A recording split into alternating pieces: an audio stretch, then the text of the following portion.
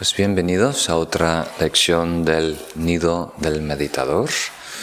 Esta es la cuarta lección. Estamos en la fase inicial, en donde estamos desarrollando juntos las meditaciones contemplativas, que tienen como propósito aumentar nuestra energía espiritual, nuestro enfoque en el desarrollo espiritual. Y hoy tenemos en esta lección, esta semana, la tercera de las contemplaciones, que a lo mejor es la más difícil de todas.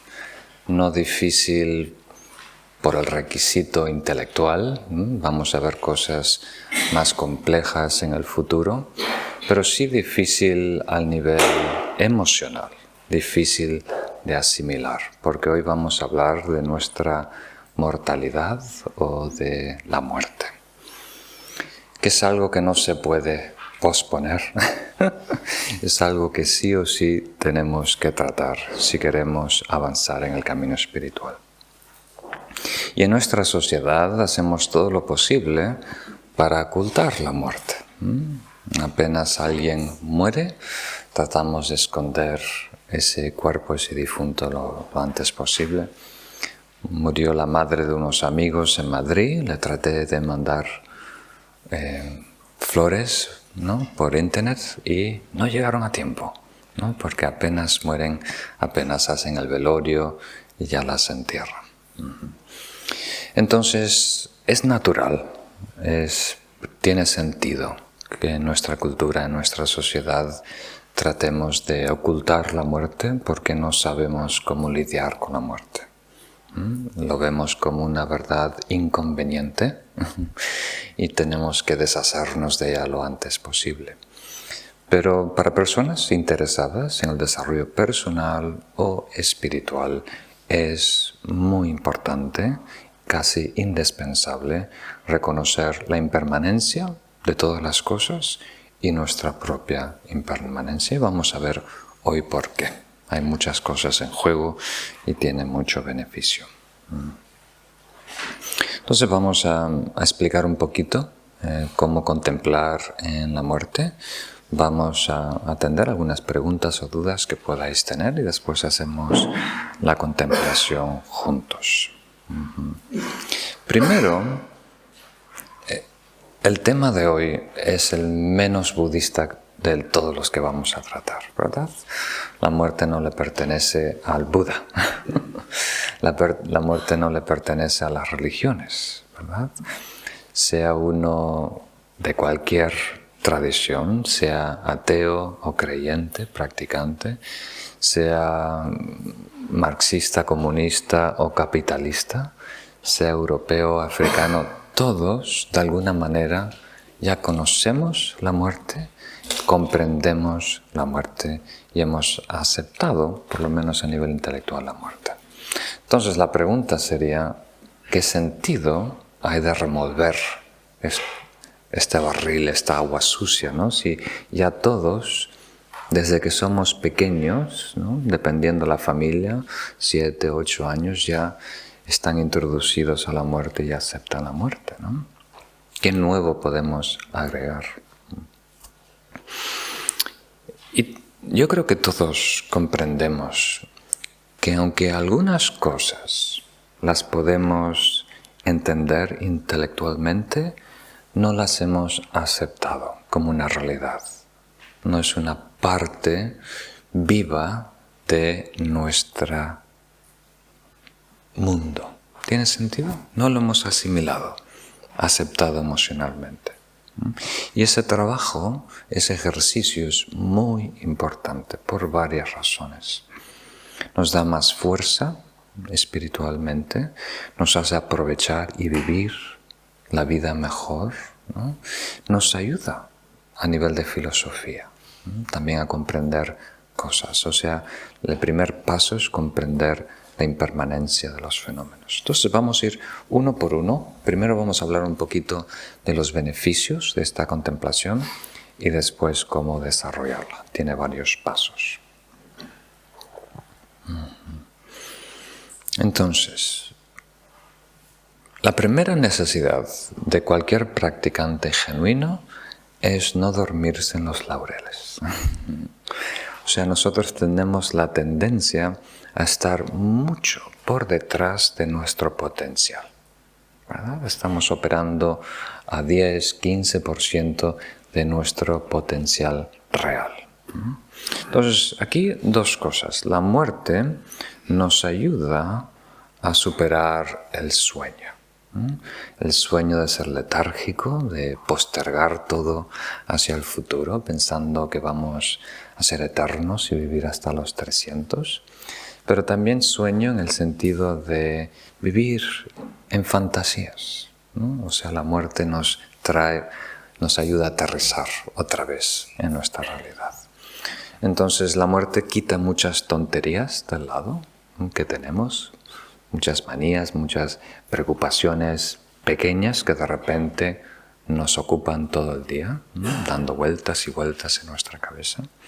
Y también nos quitan mucho de esa, ¿cómo diríamos?, de ese pesar, de ese letargio, de esa pereza que encontramos en el camino espiritual.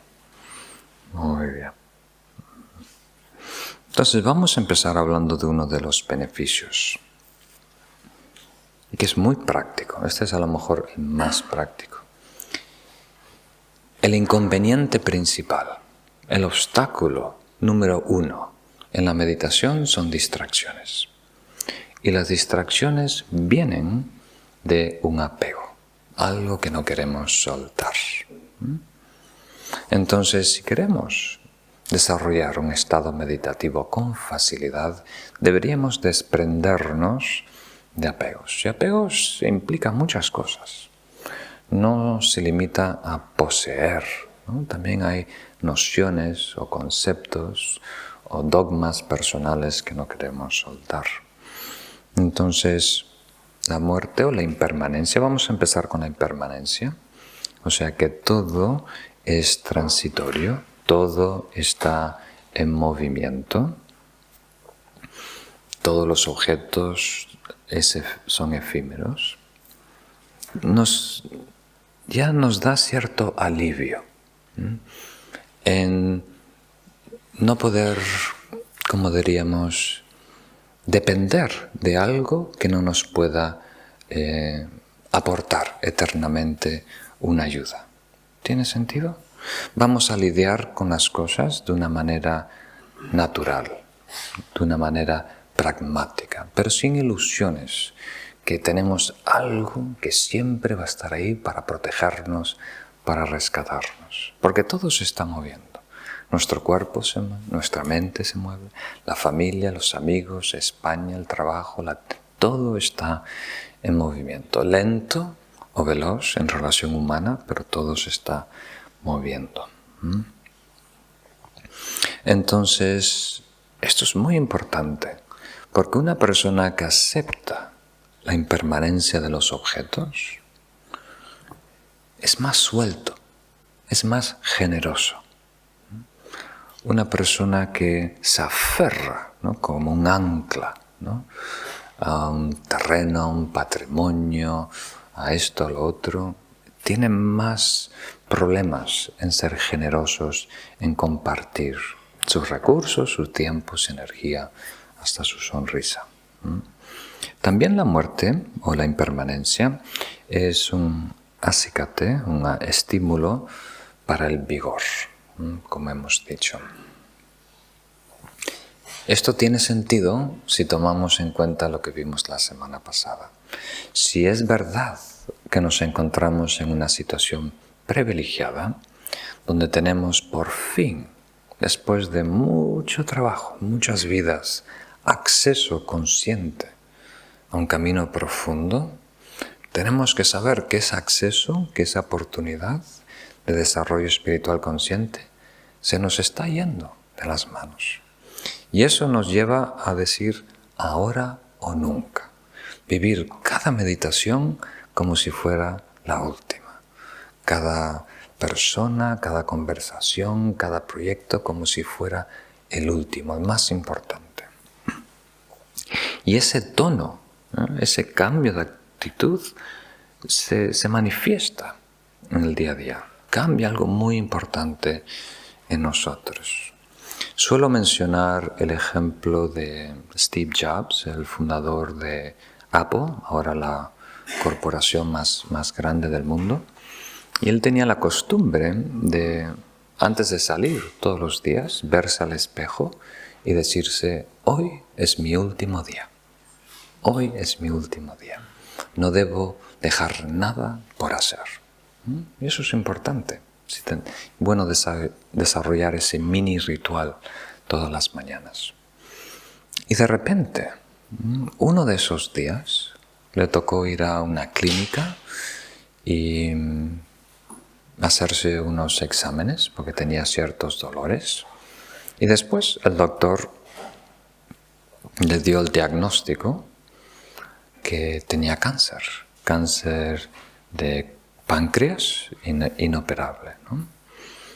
Entonces cuando salí de esa clínica, realmente por primera vez sentí la muerte, ¿no? La presencia de la muerte. Y recién empecé a vivir. Porque así este ejercicio todos los días con el espejo, y es muy bueno. De repente, cuando tuve ese dictamen, ¿no?, del doctor que te quedan tal y tal tiempo, de ahí salí a otro mundo. Ya no me encontraba en el planeta Tierra en California. Ahí todo era diferente. Los colores más saturados, más intensos, más vívidos. La sonrisa de los niños, ¿no? Los sabores de la comida hasta variaban, más intensos.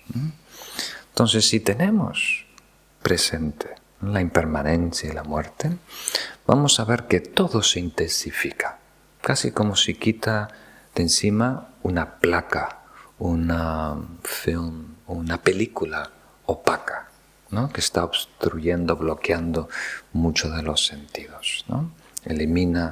Quitamos esa película gris, opaca, ¿no?, de los sentidos, no solo 5 físicos, pero también la vividez mental. Entonces es muy importante. Y de esa manera vivimos plenamente. Es imposible vivir plenamente si no aceptamos la impermanencia y la muerte. Recién con esa aceptación podemos entregarnos 100% a lo que estamos haciendo día a día. Y ahí el mismo esfuerzo, la misma media hora en meditación, ahora vale mucho más. Tiene un impacto mayor, porque estás vivo, despierto. Ya no estás adormecido. Entonces es muy importante. Es un antídoto también para el sufrimiento. Disuelve muchos de los daños menores. Y el ejemplo que suelo dar es: estuve en un monasterio en la India en donde el abad me estaba complicando un poquito las cosas, no me invitaba en algunas cosas. Yo me sentí un poco rechazado, ¿no? Yo era el único blanquito en ese monasterio y pensé que era algo, como diríamos, personal o algo racista. Entonces justo estaba pasando por ahí una de mis maestras, se llama Jetsun Kushula, es una mujer lama, muy mayor ahora, tiene 83 años. Entonces tuve una entrevista con ella, le pregunté y le dije: mira, me está pasando esto, esta abad no me quiere ayudar, estoy aquí, no tengo muchas oportunidades, pienso que me quiere mal. Y ella me preguntó: ¿es algo pequeño o algo serio? Le digo: bueno, no es serio, es algo pequeño. Entonces contempla la muerte. Y contemplé la muerte y se fue el problema. Curioso. ¿Por qué? Porque encara a la muerte lo que tenemos que enfrentar, las cosas pequeñas, ¿no? Lo que dicen los vecinos, ¿no? Las críticas de ya no son relevantes. Ya no merecen la atención que antes aparentemente merecía. ¿Tiene sentido? Entonces es muy importante. Vemos si tenemos cerca la muerte, vamos a vivir plenamente y vamos a, como diríamos, ganar en resiliencia. Las pequeñeces ya nos van a sofocar, ya no nos vamos a ahogar en un vaso de agua. Tiene que venir una tormenta, olas de 10 metros. Después, como dije en la introducción, la impermanencia nos ayuda a comprender la realidad. Hay un puente. De la impermanencia vamos a la interdependencia y de la interdependencia a la vacuidad. O sea, la primera característica para acercarnos a la realidad es descubrir que todo está fluctuando, que todo está cambiando, mutuando. Y una vez que aceptamos eso, una vez que lo tenemos claro, ¿no? Aunque a lo mejor nuestra vista no ve el árbol crecer o la montaña erosionarse, sabemos que todo está cambiando. Y eso nos lleva a poder contemplar la noción de la interdependencia, que las cosas están cambiando porque son un conjunto de partes y condiciones, una gran red de interdependencias. Y una vez que comprendemos eso, podemos indagar en la naturaleza de la realidad. ¿Quién soy yo? ¿Qué es el mundo? ¿Qué es la realidad? Entonces es muy importante. Es el primer acercamiento a la verdad. En la tradición Theravada del budismo clásico, es su herramienta principal en Vipassana, en la investigación penetrante de la realidad. Entonces es muy importante. Y por último, la impermanencia y la muerte también pone todo en perspectiva. A lo mejor este es el beneficio mayor. Porque esto no es fácil. No es fácil. Tú puedes tener todas las cosas claras, o sea, los ingredientes de una vida exitosa, ¿verdad? Sobre la mesa, como si estuvieras haciendo una receta, una comida de fin de año. Tienes todos los ingredientes, todos limpitos, preparados, ¿no? Pero eso no es comida, ¿verdad? Recién empieza la faena, recién empieza el arte de saber cómo combinarlos, en qué fases, cómo priorizar algunos ingredientes y otros. Entonces, imagínate lo que tú sabes ahora comparado a lo que sabías hace 15 años. Enorme diferencia, ¿no? Enorme diferencia. Ahora imagínate lo que tú vas a saber en 10 años que no sabes ahora. Esa persona en 10 años, ¿cómo te mira a ti y las decisiones que estás tomando? Muy diferente. Y mi primera experiencia a estas diferentes perspectivas fue a los 16 años, en mi primer trabajo en Estados Unidos. En Estados Unidos a los 16 todo el mundo empieza a trabajar. Un part-time, un trabajo de parcial, los fines de semana. Y mi abuela me consiguió un trabajo en el hospital, ¿no? Entonces mi trabajo era muy simple. El hospital había contratado a una compañía para que ponga televisiones. Entonces yo trabajaba para esa compañía. Yo tenía que tocar la puerta el fin de semana a los pacientes y decir, si quieres televisión, págame. Pobrecitos ahí enfermos en cama y yo vendiendo dosis de televisión. Pero era mi trabajo a los 16 años. Y lo lindo de ese trabajo es que viernes, sábado y domingo tenía que visitar todos los pacientes en el hospital, ¿no? Un hospital de 3 pisos, yo qué sé, como 120 pacientes o algo así. Y la mayoría de los pacientes son personas mayores de tercera edad. Y en Estados Unidos, mucho más que España, las personas mayores son abandonadas, ¿no? La familia ya nunca los visita, ¿no? Entonces cuando ven una persona joven, ¿no?, quieren hablar contigo, ¿no?, y te cuentan toda su vida, ¿no?, y cada día te cuentan toda su vida. Ya me la sabía todas. Pero es muy interesante cómo una persona ve la realidad a los 50, a los 60, a los 70, a los 80, 90. Cambia. De 80 a 90 hay una distinción muy grande en comparación de los 50, 60.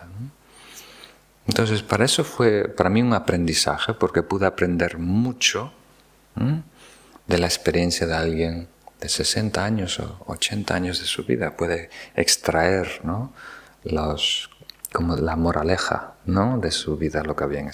Y algunos con rencor, algunos con, ¿cómo se dice?, con tristeza, otros con... Pero suele haber una conclusión buena si la mente está clara y nítida. Entonces, muchos aprendizajes en ese trabajo. Justo fue cuando estaba surgiendo la SIDA y recién empezaba y había mucha incertidumbre. Hasta las personas en el hospital, enfermeras, no querían entrar a las habitaciones. Entonces traían la comida y la dejaban en el pasillo. Nadie se las llevaba. 2 horas, 3 horas. Y cuando entraban con, ¿cómo se dice?, con astronautas, ¿no? Porque hay un protocolo en el hospital dependiendo de la enfermedad. Si es transmisión por aire, hay todo un protocolo que te tienes que cubrir con máscara, todo. Y si es transmisión por líquidos, ¿no?, que es la SIDA, entonces no necesitas. Pero todos asumían el protocolo mayor y entraban como astronautas porque tenían miedo de la SIDA, aunque ellos estaban educados y sabían que no había razón. Y el temor que tenían estos primeros pacientes de SIDA y el tabú, ¿no?, asociado con ellos, era terrible, cómo sufría. Primero no había medicinas, moría muy pronto, pero la agonía mental, ¿no?, de estar rechazados por la sociedad, de verlos como muy triste.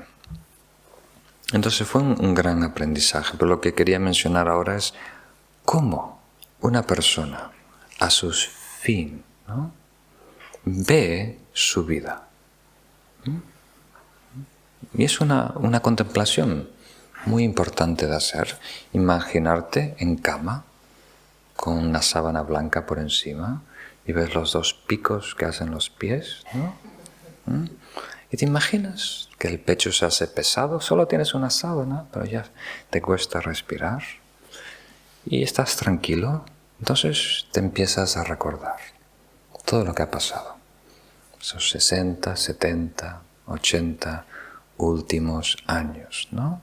Casi evaluando, haciendo un inventario primero, pero después evaluando qué valió la pena estos proyectos. Invertir tanta energía en esta cosa.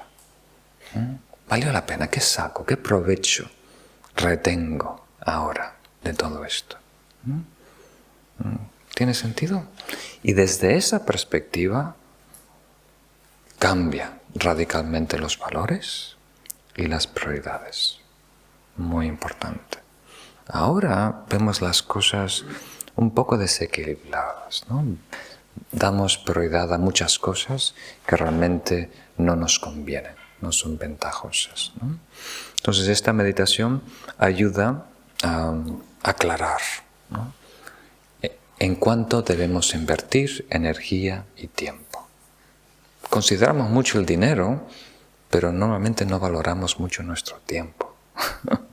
Entonces esta meditación también dice, no, el tiempo es muy importante. Cuida mucho de dónde inviertes tu tiempo, porque ese es un recurso que se va, ¿no?, y no recuperamos.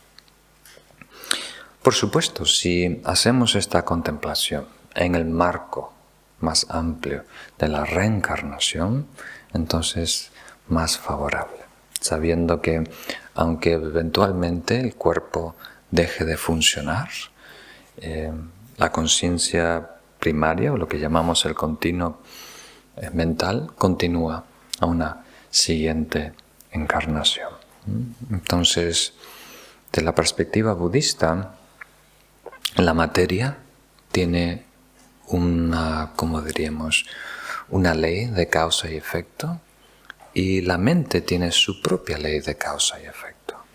Las dos se, ¿cómo diríamos?, comunican, influye la materia sobre la mente y la mente sobre la materia. Y también hay otra dimensión de energías. Desde el punto de vista budista hay tres aspectos del ser, ¿no? El cuerpo energético, el mental y el físico. Entonces, aunque el cuerpo físico eventualmente deje de funcionar, se estropea hasta el punto que no se puede arreglar, el continuo mental persiste, continúa a una próxima encarnación. Entonces vamos a hablar ahora de cómo contemplar la impermanencia y la muerte. A nivel clásico, todas las tradiciones hablan de tres etapas, tres fases. Y yo agrego una al inicio, que es la impermanencia de los fenómenos y los objetos. Simplemente para prepararnos. Tenemos que aceptar que el mundo está cambiando antes que aceptemos que nosotros también estamos cambiando. Lo hemos hecho un poquito ya anteriormente, cuando hablamos de los tres tipos de sufrimiento. Hay uno que es el sufrimiento del cambio, y nosotros lo resistimos a toda costa, y es sufrimiento fútil, innecesario. ¿Os acordáis? Hace mucho usé una cita de su santidad el Dalai Lama. Cuando le preguntan, ¿usted se enfada? El Dalai Lama dijo, sí, por supuesto me enfado, pero no me enfado al enfado, no me enojo al enojo. Y todos preguntaron, ¿qué quiere decir eso? Pues, si alguien te critica, molesta. Ese es el primer enfado. Como si una planta tiene un pico, un alfiler, como un cactus, te pincha, ¿no? Y es casi un reflejo fisiológico, el músculo se retrae, ¿verdad? Entonces, si alguien nos critica, no nos suena agradable, y hay un reflejo natural de alejarnos de ese ruido, ¿verdad? De esa negatividad. Ese es el inicio de la aversión, esa es la respuesta natural del enfado. Y para su santidad, el Dalai Lama, ahí acaba la cosa. Para nosotros recién empieza, ¿no? Recién. O sea, lo que dijo esa persona tardó 6 segundos, ¿no? ¿Verdad? 6 segundos. Pero uno puede estar pensando y dándole vueltas toda una semana, ¿verdad? ¿Por qué me dijo esto? Yo no me merezco esto. ¿Quién se cree que es? Le tenía que haber dicho esto. La próxima vez que la veo... Y damos vuelta y vuelta, rumiando, haciéndonos nosotros daño. Ese estrés es muy dañino al cuerpo. Puede generar enfermedades.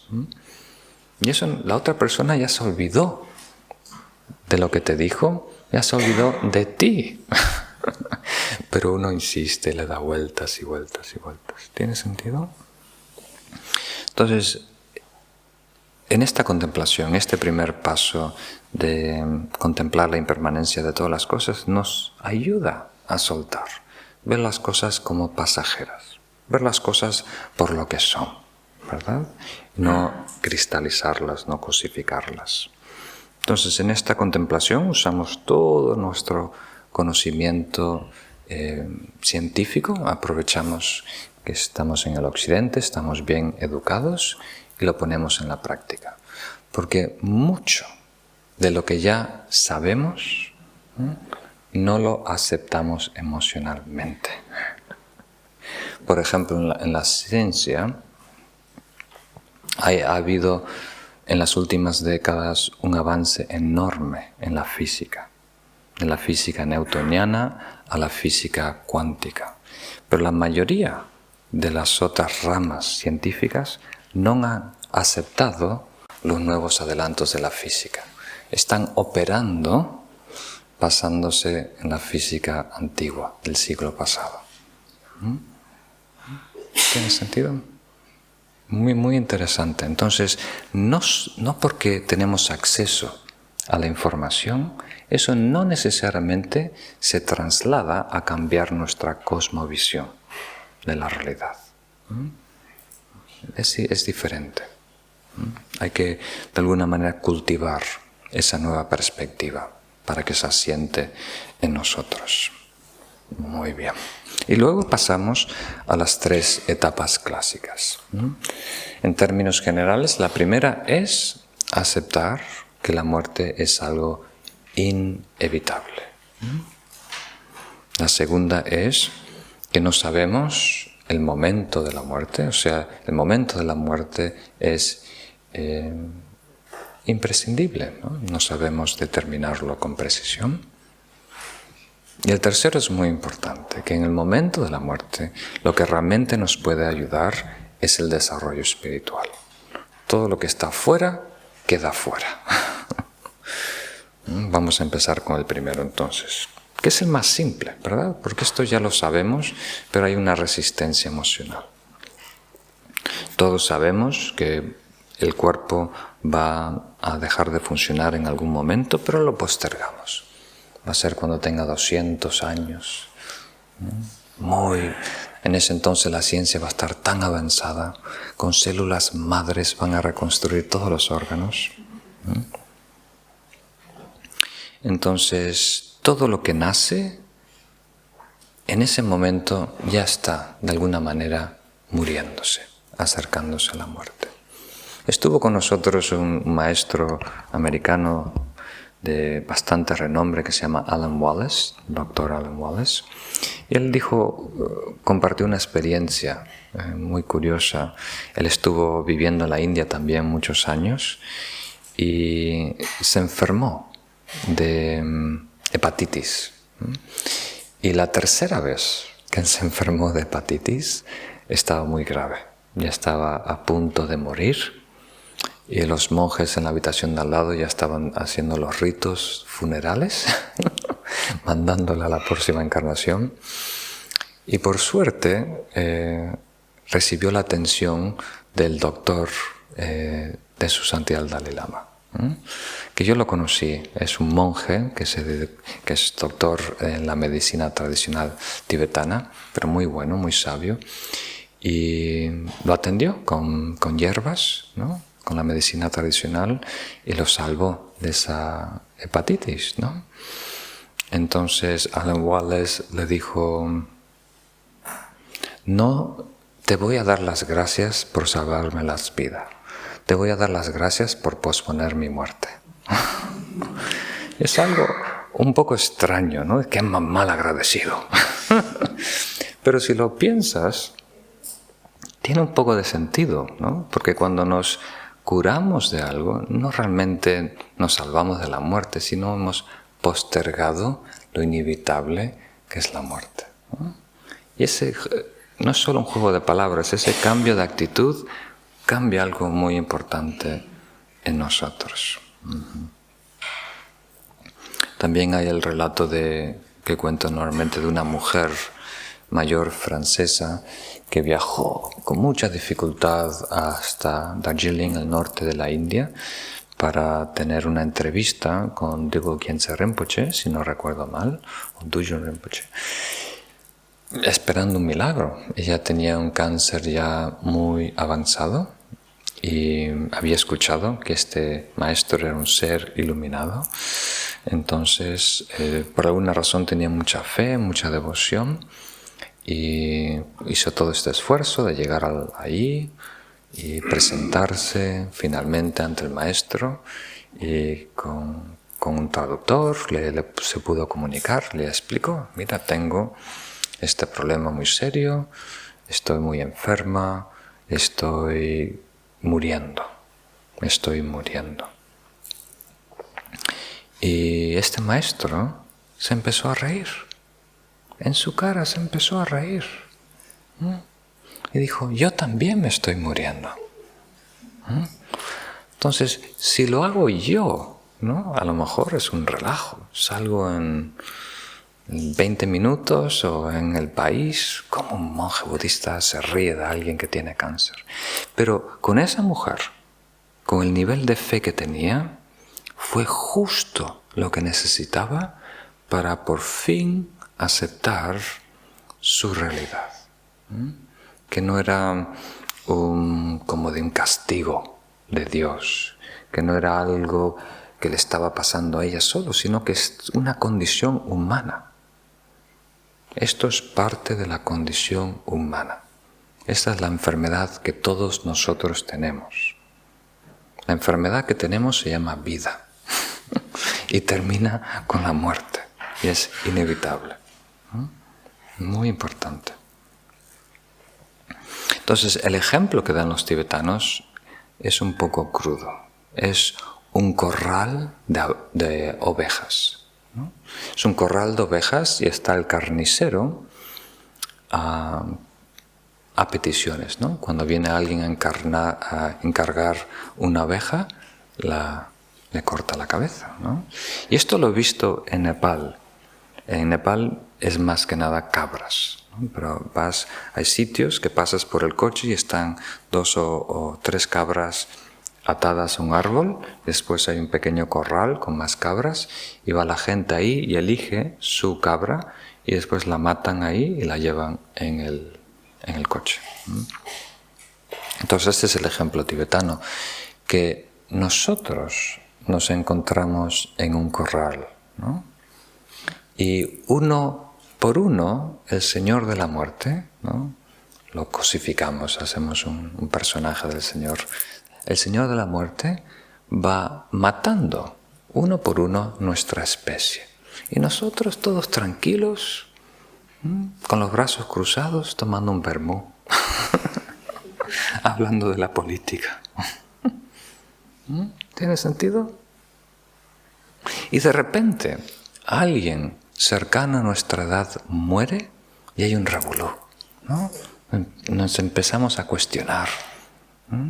Pero al cabo de 2 semanas, ya todo regresa a la normalidad.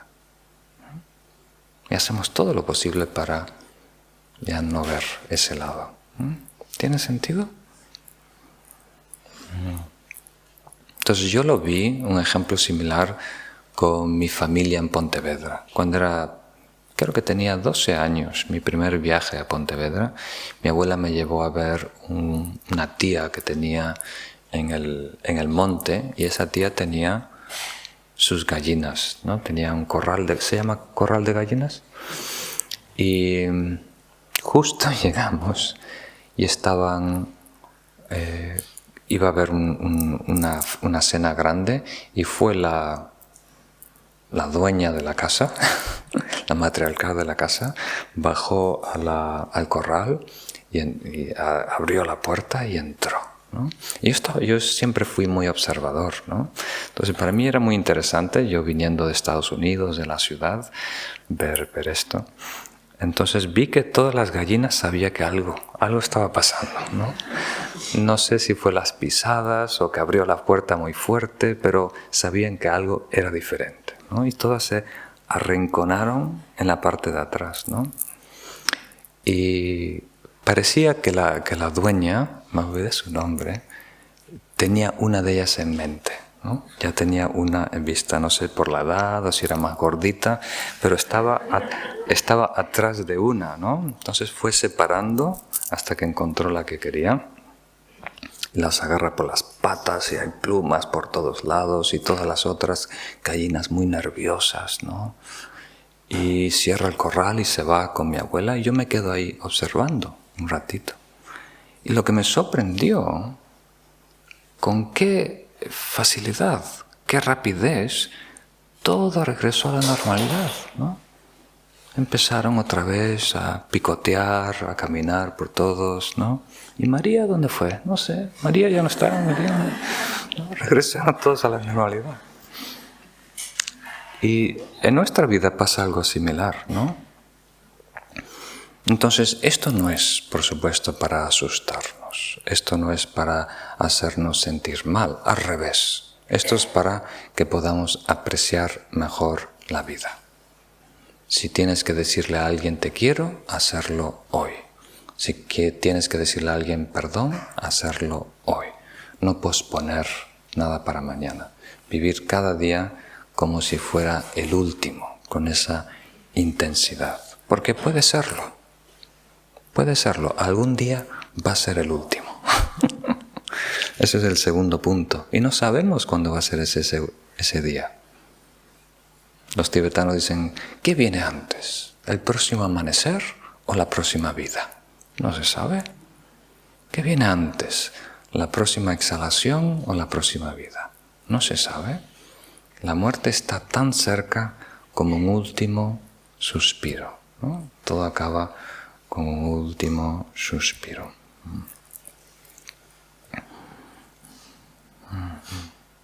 Entonces, el último punto es muy importante.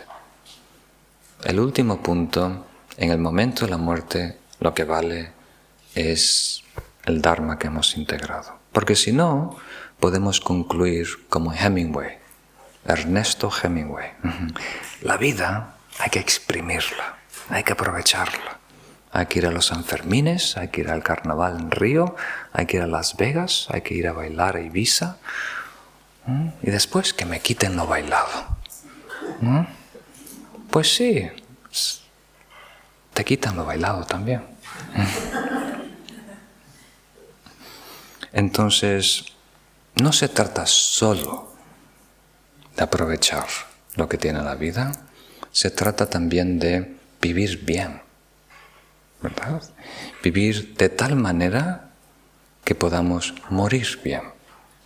Porque la manera que morimos es muy importante. Tiene mucho peso kármico. O sea, podemos estar estudiando en la universidad todo un trimestre, pero si fallamos el examen, perdemos esa materia, ¿no? Entonces podemos tener una vida muy sana, pero de repente esos últimos días, si hay furia, si hay rencor, llevamos esa energía y nos impulsa a una encarnación desafortunada, ¿no? Entonces es muy importante hacer todo lo posible para que nosotros y los demás tengan la mejor situación para desencarnar, aunque no sea siempre posible. No podemos reinventarnos esos últimos días. Vamos a morir como hemos vivido. Si somos una persona noble, ética, ¿no?, generosa, bondadosa, vamos a tener ese respaldo, esa energía que nos impulse a una encarnación favorable. ¿Tiene sentido? Pero si no tenemos, no lo vamos a tener en ese momento, si no lo hemos desarrollado. Entonces, dos cosas para simplificar: mérito y sabiduría. Con sabiduría quiere decir nuestra experiencia intuitiva de la realidad, ¿verdad? Y con mérito toda la virtud que hemos desarrollado. Eso sí, lo llevamos a la próxima vida. Todo lo que es conceptual está en el cerebro material y eso queda con el cuerpo. Es importante el estudio, la lectura, pero si solo tenemos estudio y lectura, no nos va a mejorar en esta transición de una vida a otras. Tenemos que hacer un esfuerzo para integrar esas cualidades espirituales. ¿Tiene sentido? Y eso sí nos impulsa. Como hoy en día, si hay 3 niños pequeñitos, aparte de su biología, de su antes de cualquier condicionamiento, ya vemos que traen algo dentro de sí, ¿no? Si tienen galletitas y le pides una galleta, uno te lo da inmediatamente, sin dudar. El otro te da un pedacito. Y el tercero no te da nada. Y eso es de la generosidad que ya trae de otras vidas. ¿Tiene sentido? Y después eso, por encima hay condicionamiento cultural y los genes y demás. Entonces es muy importante contemplar estas 4 cosas. Primero, que todo está en movimiento, cambiando. Segundo, que la muerte es algo inescapable, algo absolutamente cierto, que no sabemos cuándo vamos a morir, vivir cada día como el último, y que para esa transición de una vida a otra, para morir en paz, es muy importante haber vivido bien, haber sido una persona bondadosa, con mérito y sabiduría. Entonces solo el Dharma nos puede ayudar en el momento de la muerte. Entonces muchas veces preguntan, ¿cómo puedo ayudar a alguien, a un familiar a lo mejor que está muriendo? Pues no es el momento de enseñarles nada, ¿no? Es el momento de sacar a la luz lo que ya saben, O sea, sean cristianos, judíos, cualquier otra religión, lo mejor que ellos comprendan, recordarles de eso mejor, y que ahora lo vivan, lo actualicen. Es muy importante, si podemos elegir, que haya amor, compasión o sabiduría trascendental. Esas son las 2 cualidades idóneas para embarcar de una vida a otra. Muy bien. Entonces el tiempo libre que nos queda es menos de lo que pensamos. Siempre es menos de lo que pensamos. Y una cosa es el tiempo que nos queda, como el cuerpo, y otra es el tiempo que nos queda donde somos eficientes, donde somos coherentes, donde realmente podemos dar un salto evolutivo, ¿verdad? Donde existe la completa oportunidad de desarrollo espiritual. Ese tiempo sí es más limitado que la duración del cuerpo o esta vida. Entonces eso es muy importante tener en cuenta. Muy bien. Os animo para que esta semana que desarrollemos esta contemplación, primero reflexionando en el movimiento de todas las cosas. Es bueno hacerlo en la playa, viendo las olas romper, y después aceptando nuestra mortalidad, ¿no? Y comprometiéndonos a vivir plenamente. Uno de los grandes místicos del Tíbet, Milarepa, dijo: mi religión es simple. Yo quiero morir sin arrepentimientos. Entonces, de acuerdo a lo que nos dice la tradición, y de acuerdo a mi pequeña experiencia en el hospital, lo que más duele, en todo el universo es el arrepentimiento en la muerte. Y no es tanto el arrepentimiento por la conciencia que nos come, ¿no? Por haber hecho algo malo y no haber podido pedir perdón, sino el arrepentimiento de no haber hecho algo bueno, de haber desaprovechado tiempo, vida, ¿no? Entonces, por favor, tengan eso de mente, y esta semana hacer algo de llamadas. Si hay alguien que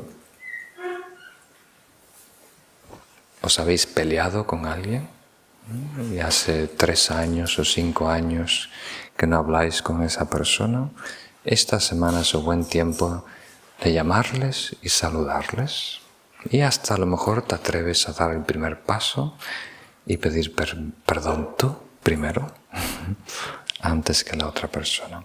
Y también es una buena semana para llamar a alguien querido y decirle: te quiero, estoy pensando en ti, ¿no?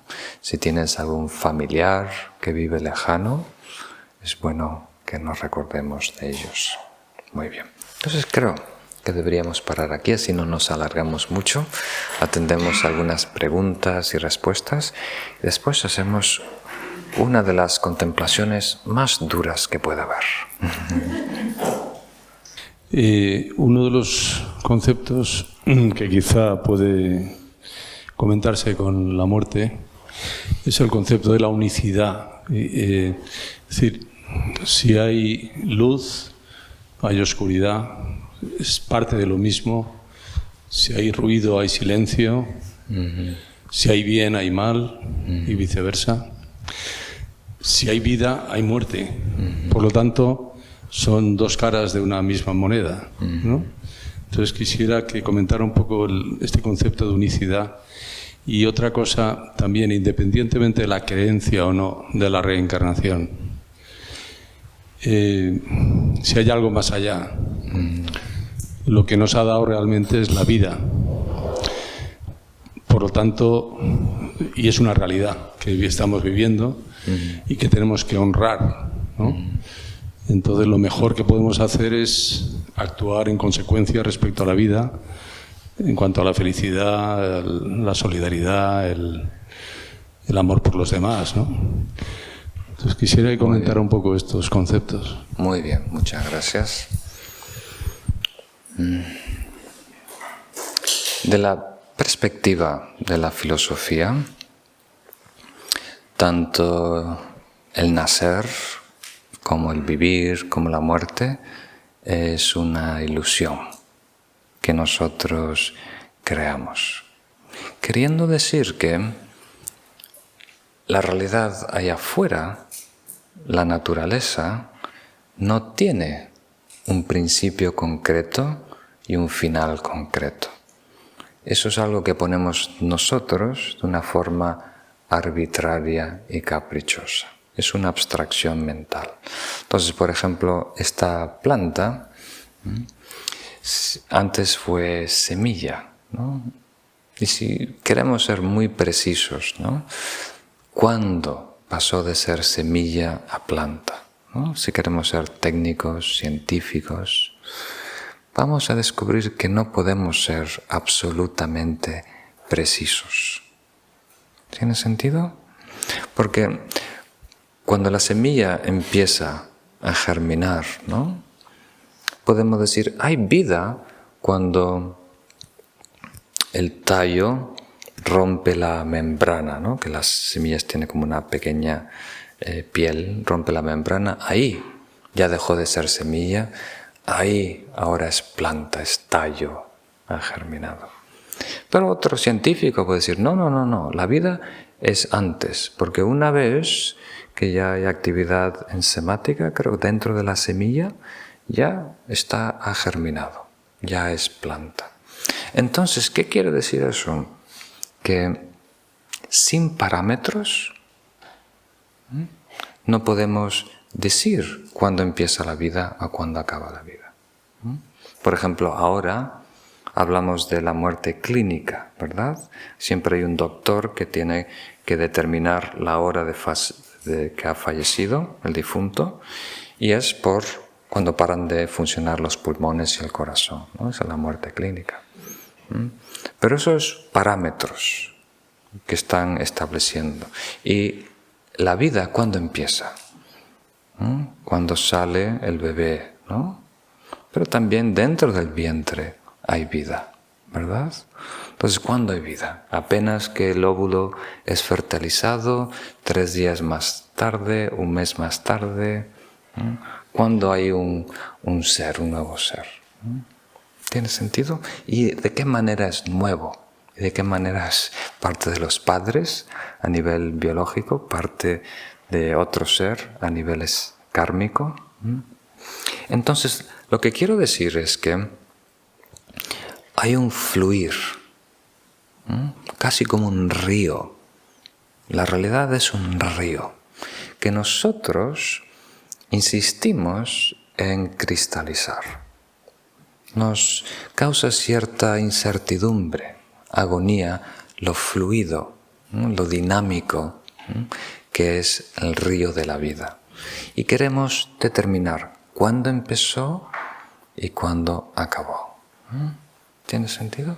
Pero eso es algo que está en nuestra mente imponiendo en la naturaleza. Ahora esto es planta, ahora es fruto, ahora es semilla, ahora es planta de nuevo. Es todo de nuestra parte, ¿no? O sea, ahora esto es una mesa, dejó de ser árbol. Pero ¿cuándo será leña? ¿Cuándo será leña? ¿No? Es cuando yo decida que es leña, ¿verdad? Ahora tiene el potencial de ser leña, ¿verdad? Pero también sigue siendo árbol. No se puede negar que fue árbol y también todo lo que nutrió ese árbol. La ceniza de los antepasados, la lágrima de muchas madres y padres, ¿no? Están aquí, ¿no?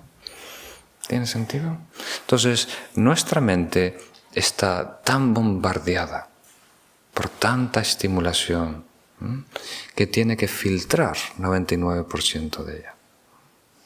Entonces, simplificamos las cosas a lo máximo. Hacemos caricaturas, abstracciones, ¿no? Símbolos de una realidad, una gran red dinámica, un fluir. ¿Tiene sentido? Entonces, con la vida de seres es así también, ¿no? Decimos, aquí empezó la vida. Y una vez que plantas tu bandera y dices que esto es mesa, entonces estás simultáneamente, como diríamos, presentando su opuesto, que es la muerte, la destrucción de esta mesa. Si esto es taza, cuando deje de tener estas características, muere la taza, deja de funcionar la taza. ¿Tiene sentido? Pero alguien, un yogi que tiene otra visión de la realidad, opera a nivel de arcilla, no opera a nivel de cosas. Entonces él no se relaciona con este objeto como una taza que nació y que ahora tiene existencia. Entonces cuando esta taza se rompe en trozos, no siente pérdida porque está operando a nivel de arcilla. Entonces cuando nosotros vemos a un ser, a una persona, podemos ver a esa persona a nivel de arcilla, de esencia, o a nivel de cosa. Si vemos a esa persona a nivel de cosa, entonces algún momento va a dejar de existir y funcionar. ¿Tiene sentido? Entonces, si uno se identifica como el proveedor de su familia, de repente deja de trabajar por una enfermedad o se jubila, muchas personas tienen crisis porque ha muerto su identidad.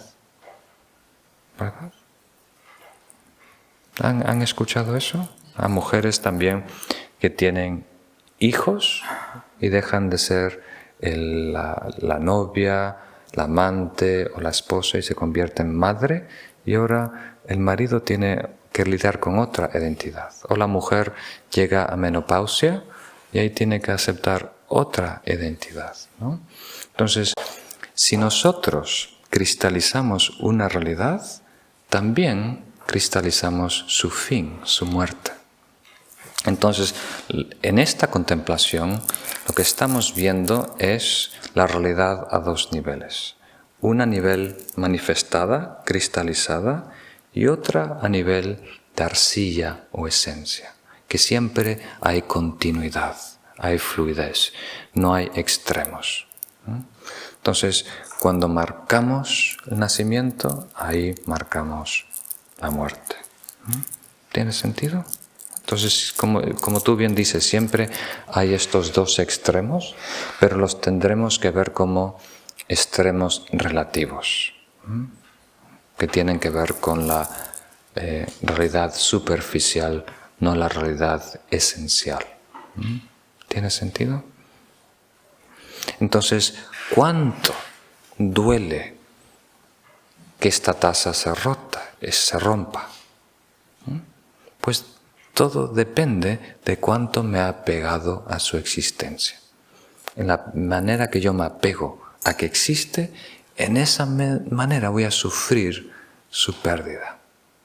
En la manera que me relaciono como arcilla, como algo que se puede moldear, en esa manera no me sufro con la muerte. ¿Tiene sentido?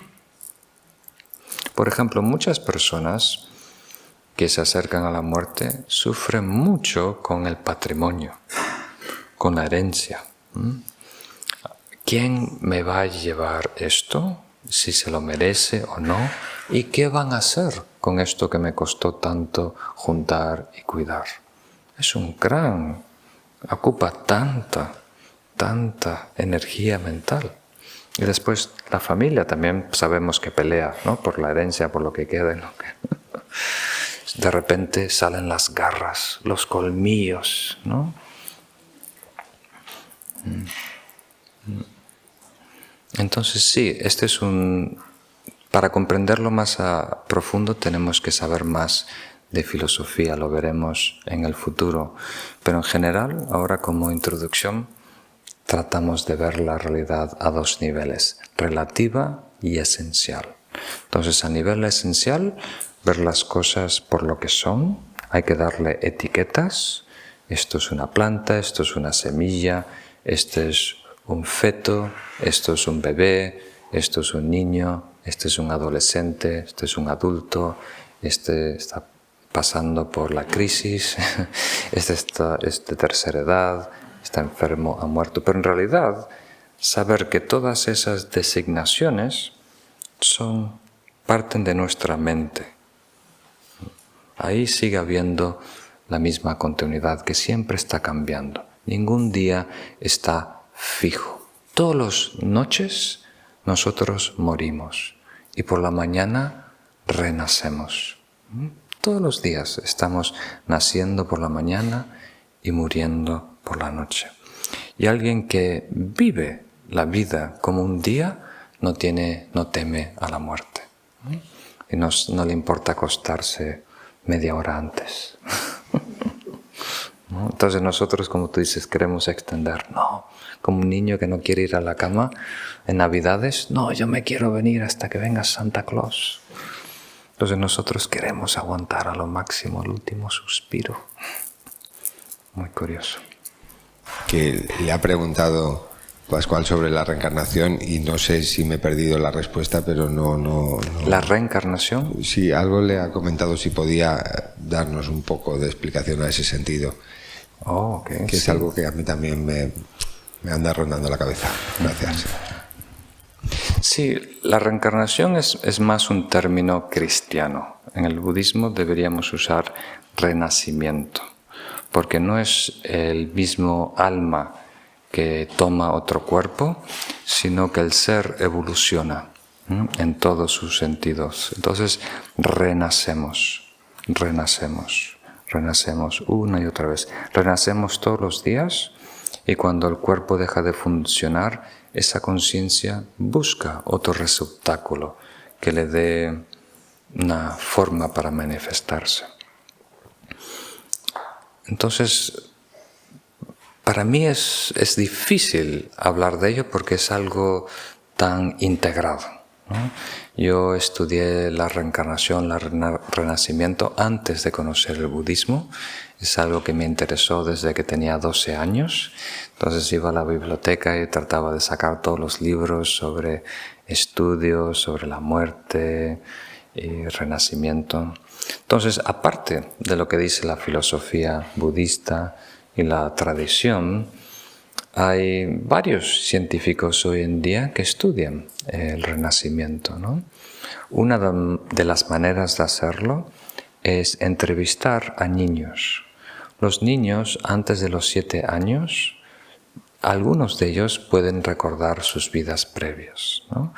Después de los 7 años se suele cerrar ciertos canales. Antes de los 7 años ven espíritus, tienen amigos fantasiosos, ¿no? Y algunos recuerdan muy bien sus vidas pasadas, recuerdan el sitio, la casa, los padres, y pueden describirlo, ¿no? Y la persona, el científico, puede ir a esa ciudad y encontrar los datos si una persona murió hace 5 años o no. Entonces hay varios casos que se pudieron corroborar, ¿no? de niños que sin tener acceso a la información, antes de Google, podían saber de una familia muy puntual que haya perdido Especialmente si falleció un niño, entonces en la próxima encarnación el niño suele tener una memoria vívida. También hay en la Biblia hay libros apócrifos que hablan de la muerte. Antes del concilio era parte de la Biblia y después se ha quitado. Y parte de la mayoría de las tradiciones. Realmente todos los místicos hablan del renacimiento o la reencarnación. Entonces, es un proceso natural. Para entenderlo a nivel filosófico, tenemos que hablar de un momento de conciencia. Cada momento de conciencia produce el próximo instante de conciencia. Entonces, aunque pare de funcionar la materia, el físico, ese momento de conciencia necesariamente tiene que producir un segundo momento de conciencia. Entonces tiene que haber, después de la muerte clínica, un segundo momento de conciencia y esa burbuja de conciencia tiene que producir otro momento de conciencia, ¿no? No se requiere absolutamente creer en el renacimiento para meditar, para poder participar en este curso, pero sí es ventajoso. No es necesario, pero es ventajoso porque amplía nuestro marco de la realidad. Si todo tiene que ver con nosotros, si todo lo que hacemos no tiene la finalidad de mejorar quienes somos ahora, entonces, por definición, todos esos proyectos, aunque tengan la etiqueta espirituales, van a ser egocentristas, van a estar relacionados con este ego, con esta persona. Entonces, si no trascendemos este personaje, esta persona, realmente no cualifica como espiritual. Entonces, una manera de hacerlo es con tiempo, viendo a la próxima encarnación, y otra manera de hacerlo es con espacio, preocupándonos por el bien y la felicidad de otros. Entonces, las dos maneras son útiles y ventajosas, ¿no? O sea, lo que nosotros hacemos no solo es para mejorar nuestro día a día, es para mejorar el mundo y todos los seres. Y si tenemos una mente más amplia, una conciencia que abarca más tiempo y espacio, considerar otras encarnaciones pueden ser útiles, ¿no? Así invertimos a largo plazo y tratamos de desarrollar una encarnación auspiciosa, donde tenemos la misma oportunidad que tenemos ahora o mejor aún, ¿no? Entonces, hay experiencias también de muchos niños que son reconocidos como maestros de otras vidas, ¿no? Todos podemos ser reconocidos porque todos hemos tenido otras vidas, pero hay en la tradición tibetana algunos niños que se reconocen como el renacimiento de un maestro concreto, particular. Entonces, cuando fallece ese maestro, hay un comité que va en busca de su reencarnación. En algunos casos puntuales, el maestro ya dice en dónde va a encarnar. O sea, pone el nombre de un sitio, el nombre del clan, de la familia, y lo sella en un sobre y lo guarda. Dice, no abrir este sobre hasta que yo haya muerto. Y después de muerto, lo abren y encuentran la indicación. Y van a esa ciudad, a ese sitio, y buscan a niños de esa edad que vayan que puedan ser un candidato, ¿no? Entonces, muy interesante. Yo he conocido varios de esos niños y, por supuesto, siempre hay política en todo. Hay algunos que están puestos ahí por familias poderosas, pero hay algunos que sí o sí se nota que son especiales, ¿no? Como niños prodigios, que aprenden idiomas muy rápido, memorizan todo, tienen paciencia, pueden estar sentados en estos rituales que toman 8 horas sin moverse. Un niño de 4 o 5 años no suele hacer eso. Y entonces se nota que hay peso, que hay madurez, independiente de su edad, ¿no?